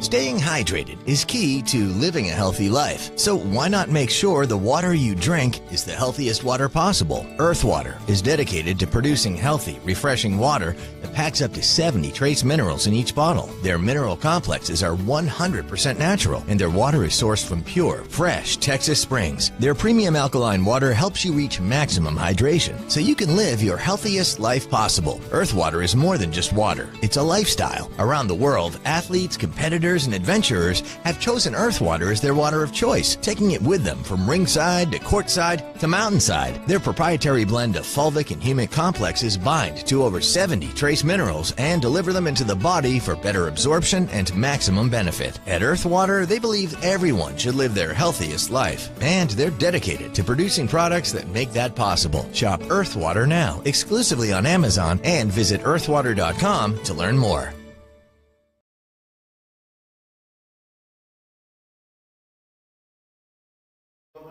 Rodney Woods, Jesse McRae. That would be me. And Mike Williams. Go visit us at www.playbook.investors with an S. network.com. Jesse, go and give it to him again. S. That's a Teddy Pendergrass. Hey, look here. We don't have AD here today. That's our in-house Teddy. So our in-house Barry White is in-house Antonio Barry Davis, White. right? Yeah. Antonio's so deep with it, so smooth with it, So we give him, we ruffle his edges a little bit, though. He's doing television now, so he has that TV voice. Yeah, he got the TV voice, and T Mac doing his thing at the Jump, ESPN. So we own him really hard because he hadn't been to a show yet because he's been doing all these other things he had to get. He's been out there. Yeah. So we give Mac a hard time about some of this stuff, but more important, Jesse, when we left. For the break, you, myself, and Michael, we're going to talk about what? Owner equity. What does that mean, Jesse? Owner equity. That the textbook would say that it represents the net cash infusion into a business absent of debt. Okay. Yeah. Now let's break that down because some people be like, okay, I know what he just said. I don't have Google right here in front of me right now, and I don't have a dictionary. I know AD and Dame is like dying right now, and Doc is like, okay, Jesse, break that down. Oh, no, Doc and Dame got it. Doc and Dame got it. They got it. They solid. Whiteboard back here, so Jesse can really break it down. So Tracy, T-Mac said, Rodney, I understood everything that Jesse was saying the other day at the house, but man, that last hour, he lost me. I didn't know what was going on. Oh, man, we're going to keep it real simple. Real simple. So, and we're not going to get too deep into accounting, but this is accounting 101. So we have two sides of the ledger. Assets. Yep. Will always equal liabilities plus owner equity. Yeah, it's true. It will always, it has to. Because, back in the days of working paper and 10-column books when we were doing accounting the old-fashioned way, you had this thing called T accounts. Yep. And a debit had to always match a corresponding credit. Otherwise, it didn't balance. Yeah. Well, when we think about risk and the perception of it, and we want to talk about it more quantitatively, we've discussed a major component of the asset side, which is the revenue. Very important. And there are some underlying data points there. There would be, the obvious, which is cash and equivalents, those things that are more immediately convertible into cash. But then we get to the other side of the balance sheet. That's where even business owners become a little uncomfortable. Right, absolutely. Because there are implications for each component of the other side of that balance sheet. There's the liability, which we spoke to momentarily about the coupon payment. Yep. Okay, that's and even on your income statement, right there underneath EBITDA, there's this little entry called interest. That's right. So that's going to be pegged in most cases through audit financial process, where we peg it to the liabilities. And that's why we talk about the importance of every business getting audited having financials. your audited financials. Very important. When a lot of at least 70%. If it's not audited, because audited financial can get expensive, but you also can get reviewed financials. Yep, Just you from get an outside account. and have someone basically Yeah. state publicly Yes. that they've had a Outside chance of your to firm. review the financials, and the company, for all intents and purposes, is in good standing. But every investor wants to see that now, and Yes. that's the Yeah. important thing that we Yeah. we stress: audit financials or review financials, and getting your bookkeeping right so Sure. that you can present that to the investor. But Jesse, I'm sorry. No Go worries, ahead. no worries, Go no ahead. worries. So when we talk about the debt service, we know that's going to show up in most cases as a long-term liability. Yes, sir. Because your short-term liability is going to be your payables. That's right. That's more just operating your business, and we know that accounting synchronicity is very important because you want to match your payables to your receivables, make sure that you don't have some real cash flow issues. But I digress. When we talk about the implications of owner equity and what that entails from a business standpoint as relates to how you're going to present yourself to a prospective investor, well, let's understand the kind of investment that might be.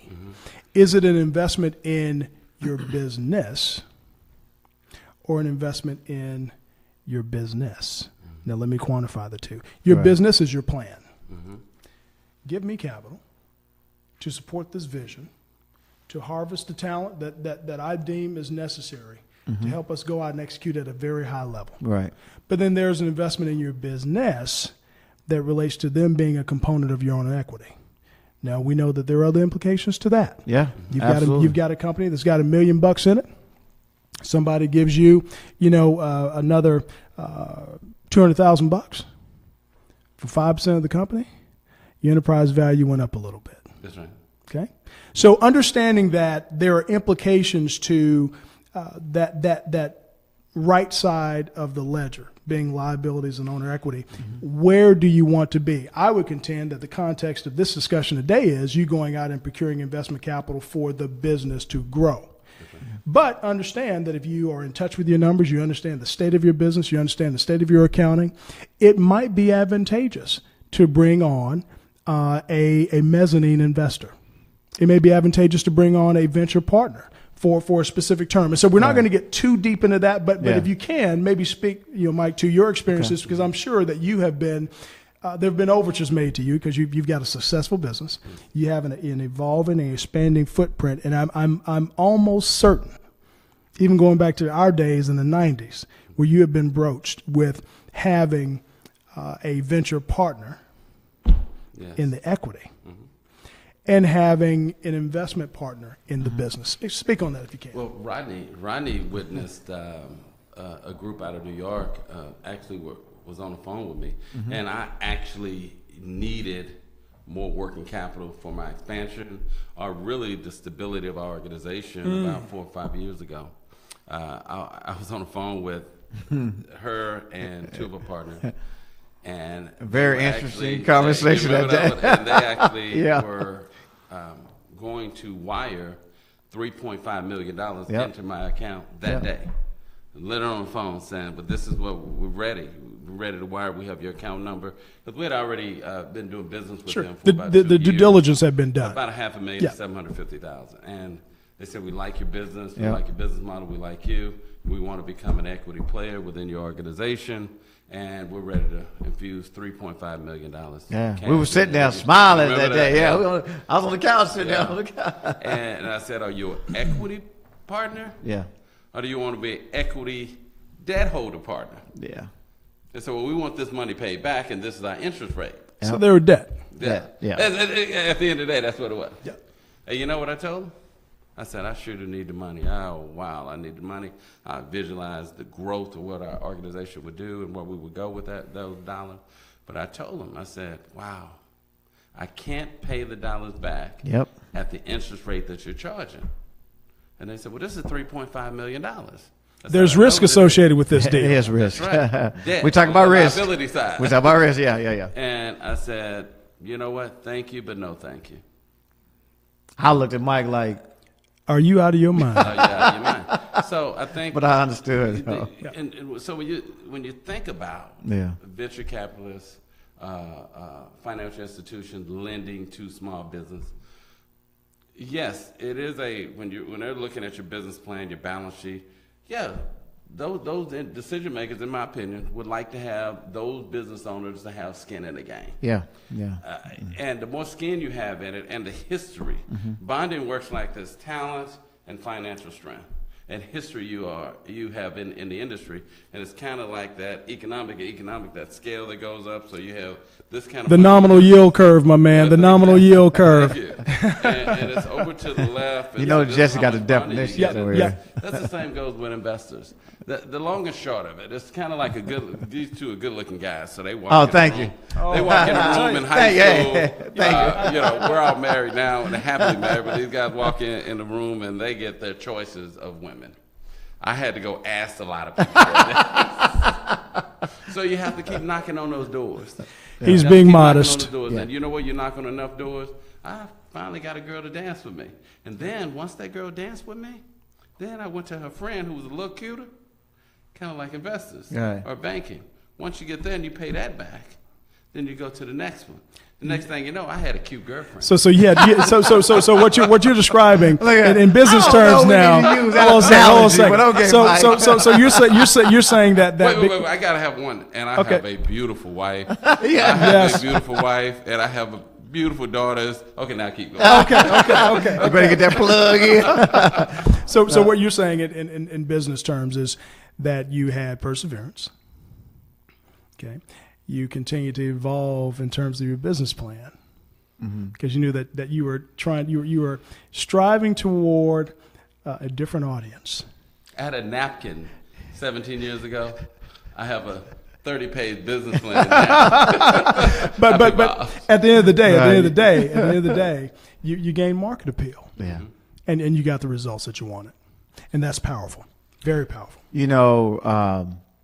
We do have a lot of analogies we use all the time. Mike's using good analogies as well. But at the end of the day, we still have a little bit of a divide. Because in the investment world and now in this minority business world, there are certain dollars that you don't want to take from an equity position because you can dilute your company down from that 51% ownership operator. Great point. And we talk about it. I mean, we take it very seriously too, because a lot of times, a lot of businesses, Mike, they need money, but there's a certain amount of money you don't need. All money is not good like money. 3.5. Like 3.5. And I didn't understand at the time what Mike was doing, because I look at Mike like, dude, you crazy, because you can go to another level, but Mike says a risk right now, how am I going to pay it back if I don't get those that other rate? At that rate. Well, not only that rate, if I don't get these other contracts that was on the table. Well, actually, what about the contracts?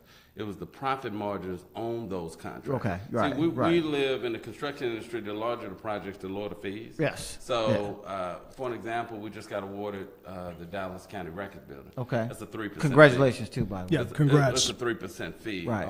Thank you. But it's a 3% fee. Yeah. So that's my actual working capital. Yeah. So you got to understand that. And the construction world is so different, because Mike has educated us on that construction thing, because we've been in meetings and we've been with major corporations, i.e. Toyota, that kind of stuff. So we've been there. We've seen all that. So, but it seems like we keep coming back to EBITDA. Yeah, it comes back. It comes back. Yeah, comes back. But at the end of the day, the point I'm making is that a lot of minority businesses won't be able to accept certain capitals unless they dilute their company down to that 51%, under that 51% owner operator. There is some gray area now, I think, in the minority business community, especially in MSCC, that I think now there are certain companies they allow to take certain monies and dilute down to maybe 31%. And I'm not sure, so I'm not trying to put it out there because I'm not really sure what that looks like. But I know that you can dilute your company down now to probably around 31% and still be that minority-owned business, okay? Because sometimes you can dilute your company down, or you don't meet those coupon payments that we talk about all the time, or meet those milestones. There's going to be some takeover. Mm-hmm. There's going to be some consequences. There's going to be some consequences. There's going to be some takeovers from the investment platform like, hey, you hadn't met these coupon payments. We need to take this business over. Or we need to insert, people in this business to run and operate your business now, because now this belongs to us. You're not making your coupon payments. So we're educating you on how that works. And we also put some other instruments, Mike, that's kind of like our secret sauce. We put in the middle of the vendor and the actual investment pool, we put our relationship manager there to make sure that we help you understand all the things that you're getting, all the things you got to get, all the things you got to get uploaded into the system. And once you get ready to receive this capital, they stay between you and the actual capital providers.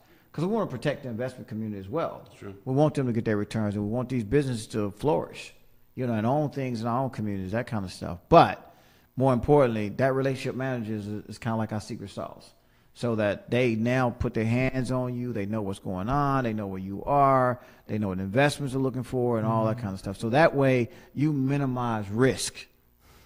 You minimize risk on both sides. Well, you alluded to earlier that those MWB firms can bring capital in and potentially dilute their interest to 31%.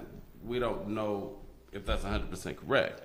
But if that investment community would invest in your organization, which I last checked is minority owned, and then your organization. Remember, I did. I just put the entrepreneurial hat on. I still got my NAACP card, Mike. Quit tripping. I do.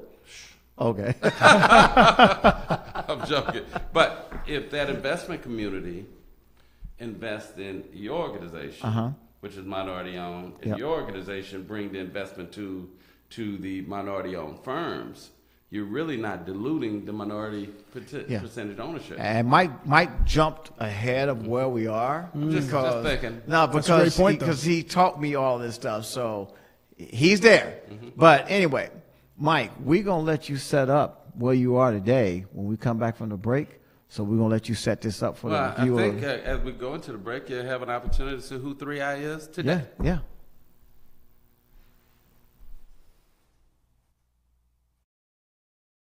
3i's general contracting team has successfully completed numerous public and private sector projects that range from ground-up construction to renovations and remodels.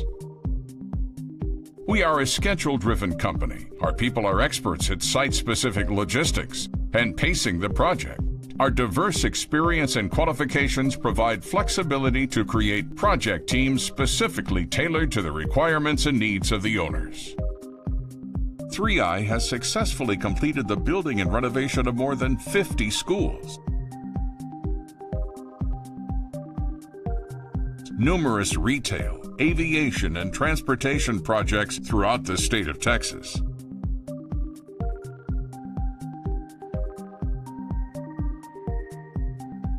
"3i enjoys accolades such as being the first African-American-owned general contractor to build a ground-up school for Dallas ISD, the first African-American-owned general contractor to build a 195,000 square foot warehouse on a 6,000-acre master development plan. 3i has teamed with some of the largest general contractors in the nation to build the AT&T Stadium, renovate Terminals B and E at DFW Airport, build new clinics for JPS Hospital, renovating the Dallas County Records Building, and building some of the most uniquely designed schools throughout Texas.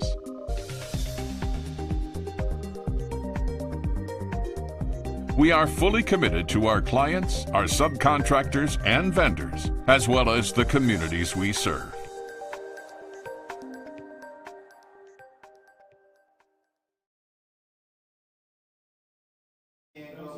Mike, that was impressive. Awful impressive, man. Thank you. You've been doing a lot of work, brother. I've been with you a long time, and some of it I didn't see because I just kept hearing about it. But Mike, that's very impressive, man. And hopefully that will inspire a lot of businesses that they too can do just like you've done. You know, persevere and get through it and continue to get and scale to the next level. So congrats. You have to keep moving forward. Yeah. My goal in getting into business and wanting to open an organization in my home state, it was bigger than me. It still is. It's about setting examples. Mm-hmm. Yeah. And we have an internal mentor protege program. But the challenges are still out there as an organization to stay sovereign as a firm, to make sure that you keep recruiting, educating, mentoring, training young people to really grow within your organization. Mm-hmm. Yeah. So you still have challenges as a CEO or business leader to keep moving forward. Yeah. You know, we have a lot of goals set, you know, with Penn and Penn Global News and PlaybookInvestorsNetwork.com. We have goals set that we want also, Jesse, is to educate a lot of these entrepreneurial kids. You know, all our kids are not going to work in our businesses. We know that. And I know you've interned with your kids.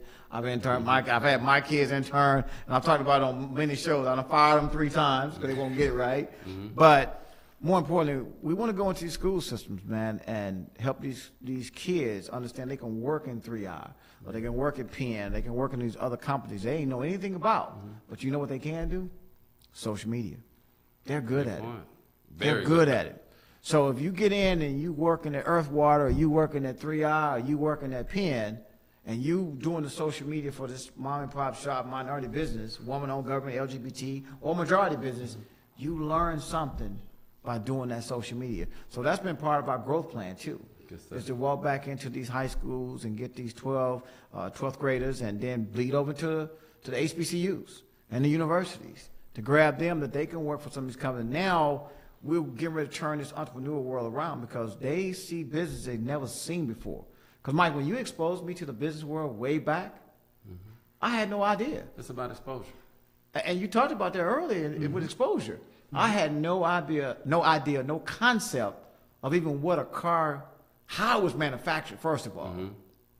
Even come to see you at the Pistons, and that was, you know, Ford, GM, and Chrysler, and of course I ended up hooking up with Toyota, but I was like, man, do you mean this is how, just to dip this car in the paint?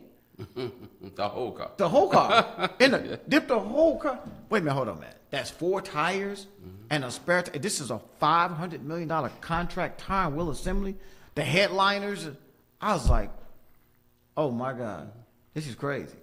I sit on the board with Commissioner Brooks, who is one of the most brilliant leaders in Tarrant County, and it's the board of Young Men's Leadership Academy. Okay. And that particular school really educate the inner city kids, not only African American, Hispanics, Asians, and he asked me to sit on the board. We had a board meeting last week, and one of the other gentlemen who is the chairman of JPS Hospital said, well, we want to get these kids acclimated to standing up in front of people speaking. And he had a great idea of them to study politics and get in front of people and talk about that. And I said, well, I have an idea. Why not bring these kids into corporations for the summer, and then they write a paper and stand up in front of a group and talk about the experience that they've learned working in these corporations. Right. To the point of exposure. We can read, and he was right, and he was correct. He was 100% correct. Right. But take a step further. We have inner city smart kids that 90% of the kids at the Young Men's Leadership Academy, receive academic scholarship, athletic academic scholarship. Isn't that something? But nice. It goes to the point. You're a highly intelligent man. But until you got exposure, you don't know. That's everything. You know, Mike, and I'm going to take you back. I'm going to take you back to some meetings you and I had when we was going up to see Tracy in Houston with Manhattan and a few of the construction firms. And we had some breakfasts around these major construction companies saying that, hey, I want to get with an influencer like Mike Williams, who also is a former NBA player, or Tracy McGrady, who's a former NBA player, as well as a Hall of Famer now. You know, and congrats to Tracy on that. Absolutely. But to put these influencers around this construction world and go into the school system, because you know what? They will get involved because of the influencer to educate them on the construction side. Make it sexy again. Well, whether it's construction or banking or manufacturing, you have to find the leaders of those large firms who are, number one, not afraid. Hold up. Not afraid of what, Mike? They're not afraid of change. Oh, okay. There's that courage. Okay. Yeah, it takes courage. You know, I got like, okay, what we afraid of? So those people that are sitting, I mentioned earlier, you have to have the end user. You have to have the minority-owned firms. They got to be working in unison. But when you're talking about change, you have to have people that are sitting at the top of those pyramids, not the ones that are there to get their bonuses if they make an extra $100,000 or $1 million. We call them the metric drivers. That's right. You got it. Those people at the top of it, because the challenge that they have as we move forward, the end user and the small firm, they're working, and you have to have a big firm if you're trying to get to the next level. As they hand that assignment to that person underneath, they're always trying to kill the deal. Yeah, always. You know why? It's not personal. It's messing with their bonus. Yeah. So that one at the top of that pyramid has to keep them focused to say, no. We're going to pick up another $300 million because we're doing this. So it takes all three components, in my opinion. No, you're right. People in senior position to say this is what needs to happen. And to that point, I think that with the courage in saying no, there's also perhaps got to be a willingness for those at the top to get their hands dirty in moving what we call entrenched maintainers out of the way. Because there is this thing called malicious obedience. Okay, I'll do it. I'll push it through with no intent of supporting it. I'm going to put in place all the landmines for this to blow up, but it won't blow back on me because you asked me to do it, and I did it. I did it. I did. But did you help it? But did you help No, it? I didn't help it. That's right. I did what you asked me to. Brookhaven College, and we partnered with a very large firm. They do about $2 billion a year. And we started working on that project together. And my superintendent came in, and he had tears in his eyes. And I said, what is wrong? He said, their senior project manager and the senior superintendent for the large firm came in and said, where's your Cadillac? Where's your Cadillac? Now, he's white. Right. And he asked, where's your Cadillac? Oh, wow. And he said, where you come from? Well, you have a black owner. These are the things that we have to deal with every day as African Americans want to fuel our economy. Because I always tell people the only way that Oak Cliff or South Dallas is going to grow is through black entrepreneurship and black leadership with corporations, because that's how you're going to bring dollars into the community through those leaders. And if you don't put those things in place, Oak Cliff is always going to be Oak Cliff. Yeah, and to that point, I mean, you have, even in the banking world, you have these banks that are shutting down. The first place they're going to shut down is in the rural and the South. That's right. And, it's a problem, we also have built solutions around that, trying to work with different banking institutions to help them find those leaders, those entrepreneurs, and help them scale and grow businesses in that community, because that's still going to help that bank. You got foot traffic, and a lot of, people don't want to go to the bank anymore and stuff like that. But, it's some problems. We got a lot of problems. We won't solve all the problems, but we will put a dent in some of these problems. And that's the whole point. We got to put a dent. We're going to put a pin in it for now, but we're going to put a dent in it later. And the biggest thing, and why we changed the game, and this is the primary point we like to make sure resonates with our viewers and our listeners, is that this is not a new argument. No. We know that. But what Playbook Investors Network is not is a venue for old hymns. What Playbook Investors Network is a venue that is founded by a principal, that is executed by other team members and partners that understand that we refuse to be apathetic, which means that we're going to get the word out, and that's going to be tangible. We're going to bring ambassadors, leaders, proven successful business owners to the table that have a track record, Yeah. Okay, that have demonstrated their ability to add value. Why do we do that? Not only does that lend credibility to Playbook Investors Network, it should, but it's going to lend a lot of credibility to what it is that we're fighting for, and that is to change the game. That's right. And you help us do that. Yeah, I mean, it's like, Mike, you're a leader. You've always been a leader. You know, you inspire a lot of us to do some of the things we're doing today, as well as you inspire me to do what I'm doing today, because I know how many conversations I had with you over those years, and going to Detroit and going to Indy, coming up to Miami. I went to Miami. The guy picked us up in the ice cream truck. Hey, as long as you got where you're supposed to go, it doesn't matter, right? That's what he said. I was like, Mike, he's picking us up in an ice cream truck. What's this, man? That was great days. Great days. Going to Minnesota and you go outside and your car is all flat tires. Yeah. When you was playing in Minnesota, yeah. Yeah. And Spud was up there for a little bit. That's right. Spud was up there. You know, Spud and Ron Harper, and I know I'm going to leave you with my Trace McGrady story. When I got traded for Chauncey Billups, speaking of being a leader, they put me right between two future Hall of Famers. My locker was right between Trace McGrady and Vince Carter. Oh, yeah, that's so right. Charles Oakley, we were watching them practice, and Vince Carter, Vince Sanity, he was a Hall of Fame first ballot. Yeah. He was down there, and I said, you know what? You see that Tracy McGrady? He goes, yeah. I said, you know what? He actually have better skills than Vince. Yeah? And at that time, it was Vince Sanity. Yeah, it was so Vince Tracy, Sanity, yeah. I knew. So you knew T-Mac, T-Mac really knew who he really was, right? He was a year out of high school. Yeah, and man, I'm going to give you another name that's been a part of the family. Uncle Butch Carter. Man, he was my coach then. You're right. He was my coach. He used to always call me, okay, old fella, come on. So Butch joined us in Indiana, man, and brilliant you know, mind. yeah, Brilliant Butch is a mind. brilliant mind, and I've always said, and I think I used to tell around and all of us, man, between Butch and Mike and Jesse, man, I could do anything I want to, you know, around the country. When you talk about human capital, you have to bring talent to the table. Yeah. Right now, I am really focused on 3I. Right. But I am very interested and really proud of what you guys are doing here, not only today, but where you're going to be tomorrow and for years to come. Well, Mike, I really thank you too, man. I appreciate you.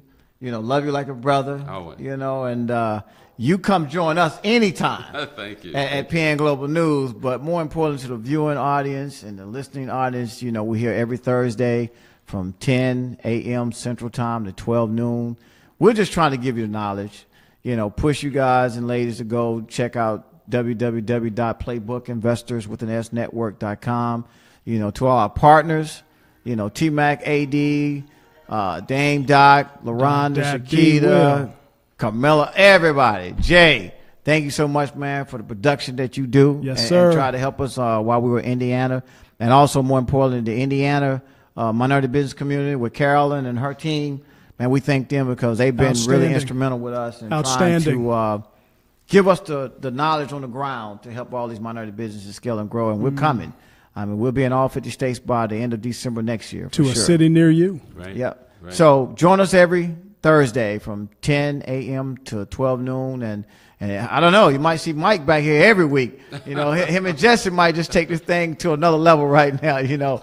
But have a great week. And Halloween's coming up soon. 31st. Yep. Halloween's coming. Trick or treat.